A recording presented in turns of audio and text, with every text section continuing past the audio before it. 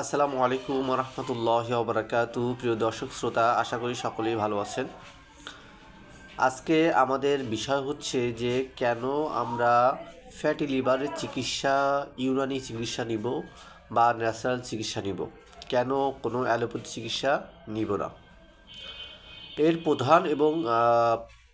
প্রধান কারণ হচ্ছে যে আমাদের যে স্টোমাক আছে এবং আমাদের যে লিভার ফাংশন আছে সেটা একটা ন্যাচারাল প্রক্রিয়া।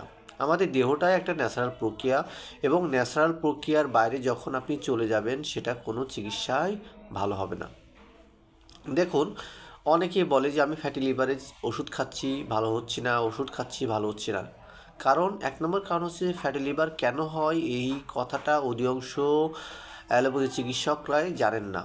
ঠিক আছে, ফ্যাটি লিভার এই কারণে হয় যখন মানুষ দীর্ঘদিন ধরে ঠান্ডা খাবার এবং চর্বি এবং আর্দ্র জাতীয় খাবার যখন বেশি গ্রহণ করে। এই কারণে গ্রহণ করে যে আমাদের বাংলাদেশে অধিকাংশ মানুষ এই খাবার বেশি অ্যাভেলেবেল পাওয়া যায়, এজন্য এই খাবারগুলো বেশি গ্রহণ করে, যার ফলে আমাদের দেহের এই টেম্পারেচার কী হয়ে যায়, কম হয়ে যায় এবং দেহের আর্দ্রতা তৈরি হয়। এই আর্দ্রতা তৈরি হওয়ার ফলে আমাদের চর্বিগুলো বার্ন হয় না, যার ফলে আস্তে আস্তে আস্তে আস্তে আমাদের কী হয়ে যায়, এই ফ্যাটগুলো কী হয়ে যায়, লিভারে জমা হয়। তো এটা একটা কারণ। আর একটা কারণ হচ্ছে যে আমাদের খারাপ খাদ্য অভ্যাস, যেমন যে আমরা সঠিক টাইমে না হওয়ার ফলে আমাদের অ্যাসিডিটি, যে অ্যাসিড যে তৈরি হচ্ছে, অ্যাসিড যে আমাদের খাদ্যকে যে বার্ন করবে বা আমাদের লিভারের যে কোলেস্ট্রল বা যে চর্বি আছে সেটাকে বার্ন করবে, সে বার্ন করার ক্যাপাবিলিটি আসলে স্টোমাকে থাকে না, যার ফলে আস্তে আস্তে আস্তে আস্তে এটা তিলে তিলে কী হয়ে যায়, লিভার ফাংশনের সমস্যা তৈরি হয়। তো ইউনানি চিকিৎসায় এটার আসলে কি চিকিৎসা আছে বা ন্যাচারাল চিকিৎসাটা কি আছে? আমাদের দেহের যে টেম্পারেচার আছে এটাকে আমরা যদি সঠিক নির্ণয় করতে পারি যে কোন টেম্পারেচার রুগী এই ফ্যাটি লিভারে আক্রান্ত। সব ধরনের টেম্পারেচারে কিন্তু ফ্যাটি লিভার হতে পারে, তবে অধিকাংশ ক্ষেত্রে শীতল প্রকৃতির বা ঠান্ডা বা কোল্ড প্রকৃতির রুগীদের ক্ষেত্রে যারা কোল্ড খাবার খাচ্ছে তাদের কিন্তু এই ধরনের ফ্যাটি লিভার বেশি হতে পারে। তো এক নম্বর কাজ হচ্ছে আপনার ফ্যাটি লিভার থেকে মুক্তি পাওয়ার জন্য শীতল প্রকৃতি এবং চর্বিযুক্ত খাবার অ্যাভয়েড করা, এবং 2 নম্বর কাজ হচ্ছে যে আমাদের যে টাইমিং খাবার বা সঠিক সময়ে খাদ্য গ্রহণ করা, এটার অভ্যাস তৈরি করা। 3 নম্বর একটা কারণ হচ্ছে যে আমরা অধিকাংশ মানুষ শারীরিক কোনো ধরনের ব্যায়াম করি না, যার ফলে কী হয়, ব্লাড সার্কুলেশন ভালো হয় না এবং শরীরের একটা বিলিরুবিন প্রপাত তৈরি হয় না। বিলিরুবিন আমাদের দেহের জন্য অনেক একটা ইম্পর্টেন্ট জিনিস, যেটা আমাদের দেহের ফ্যাটকে বার্ন হতে দেয় না। আর এই বার্ন যখন না হয় তখনই এই ফ্যাটি লিভার হয়। অধিকাংশ ক্ষেত্রে দেখবেন যে বাংলাদেশে যারা পিত্তথলি পাথরে আক্রান্ত বা পিত্তথলি কেটে ফেলা হয়েছে বা সার্জারি করা হয়েছে, তাদের কিন্তু ফ্যাটি লিভারটা বেশি দেখা যায়। এই ফ্যাটি লিভার থেকে আমাদের মুক্তি হওয়ার জন্য আমরা এই জিনিসগুলো ফলো করব, এবং পাশাপাশি আমাদেরকে যেই ইউনানি ফিজিশিয়ান আছে তিনি আপনাদেরকে যে খাবারের তালিকা লিস্ট করে দেবে, সেই খাবারগুলো প্রপার খাওয়া এবং কিছু ওষুধ আপনাকে সাজেস্ট করবে, যেমন ট্যাবলেট হাব্বে কাবের নৌশাদর আছে এবং আমাদের আছে দবিদুল ওয়ার্ক। এই ধরনের খাবার, এই ধরনের ওষুধ যদি আমরা গ্রহণ করতে পারি তাহলে মোটামুটি আলহামদুলিল্লাহ অনেকটা কাজ করবে। আমাদের ইউনানি চিকিৎসকরা অধিকাংশ তারা হচ্ছে মিজাজ ভিত্তিক চিকিৎসা করে থাকেন। এই মিজাজের উপর ডিপেন্ড করে সেই ওষুধটা যদি অন্য কোনো রোগের কারণেও কাজ করে তাহলে কিন্তু সেই ওষুধটা দেওয়ার ফলে কিন্তু আপনার যদি টেম্পারেচার সঠিক থাকে, টেম্পারেচারের একদম সঠিক ডায়াগনোসিস হয়, তাহলে কিন্তু এই চিকিৎসা করা খুবই সহজ হবে।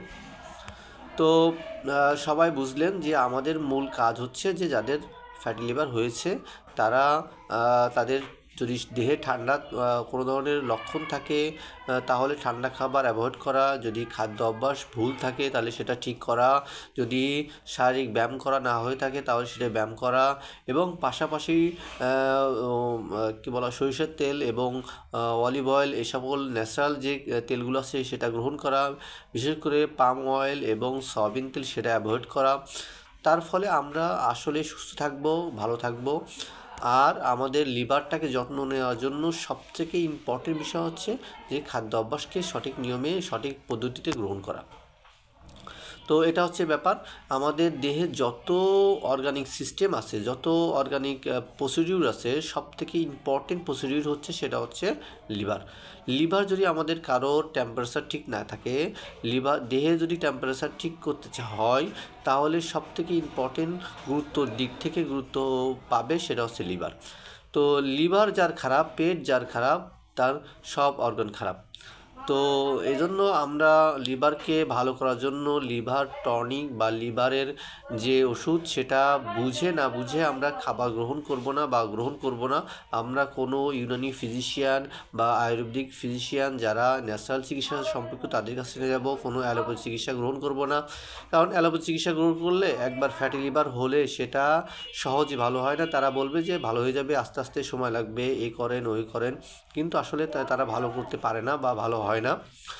তো ন্যাচারাল চিকিৎসার দিকে সকল অ্যালোপ্যাথি ডাক্তাররা মানে আস্তে আস্তে ঢুকে যাচ্ছে। তারা দেখতে পাচ্ছে যে অ্যান্টিবায়োটিক কোনো কাজ করছে না, অ্যান্টিবায়োটিক মানুষের দেহে দিন দিন কাজ করা বাদ দিয়ে দিচ্ছে, অ্যালোপ্যাথি চিকিৎসা বাদ দিয়ে দিচ্ছে। একসময় মানুষ 20 mg করে গ্যাসের ওষুধ খেয়েছে, এখন আর খেলেও কাজ করছে না, এখন 40 খেলেও কাজ করছে না। তার মানে মানুষের দেহ এমন একটা জিনিস, সেটা হচ্ছে ন্যাচারাল জিনিসটাকে সহজে গ্রহণ করে, আর যে খারাপ যে কেমিক্যাল আছে সেটা সহজে গ্রহণ করে না। হয়তো বা সাময়িকের জন্য গ্রহণ করে, ইমার্জেন্সির ক্ষেত্রে হয়তো বা গ্রহণ করে, কিন্তু সেটা পরবর্তীতে একটা ইফেক্ট তৈরি করে। এজন্য সবাই ফ্যাটি লিভারের ক্ষেত্রে অবশ্যই ন্যাচারাল মেডিসিন গ্রহণ করবেন এবং ন্যাচারাল খাবার গ্রহণ করবেন, ন্যাচারাল সিস্টেমে চলবেন। ইনশাআল্লাহ খুব দ্রুত ভালো হয়ে যাবেন। এটা ফ্যাটি লিভার নিয়ে ভয় পাওয়ার আহামরি কোনো বিষয় না, তবে এটা সতর্কতার সাথে চিকিৎসা গ্রহণ করতে হবে। দীর্ঘদিন পুষে রাখা যাবে না, এই যে আমি ওষুধ খাচ্ছি আমার কোলেস্টেরল কমবে, আমার ফ্যাটি লিভার কমবে, এই আশা করতে করতে করতে আপনি 4-5 বছর এই অ্যালোপ্যাথি ওষুধ খাচ্ছেন, খেতে একসময় আপনি লিভারের সিরোসিসের দিকে চলে যাচ্ছেন, অথবা লিভারের বড় ধরনের সমস্যা বা কী বলে হ্যাপাটাইটিস বি ভাইরাসের দিকে চলে যাচ্ছেন। তো এই সব বিষয় খেয়াল করে আপনি অবশ্যই ন্যাচারাল মেডিসিন নেবেন এবং ন্যাচারাল চিকিৎসা গ্রহণ করবেন। তো সবাই ভালো থাকবেন, সুস্থ থাকবেন। আসসালামু আলাইকুম।